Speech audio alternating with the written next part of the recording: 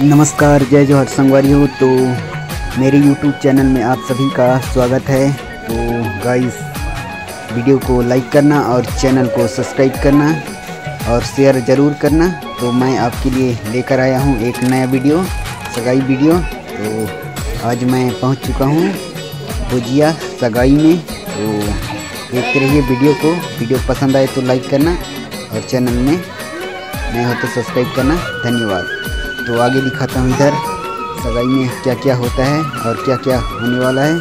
तो देखते रहिए वीडियो को। Welcome to reality. अब यहीं से शुरू होने वाला है सगाई वीडियो। तो हमारे गाँव देहात में कैसे सगाई रस्में निभाई जाती है उसको दिखाते हैं आप लोगों को। तो देखते रहिए वीडियो।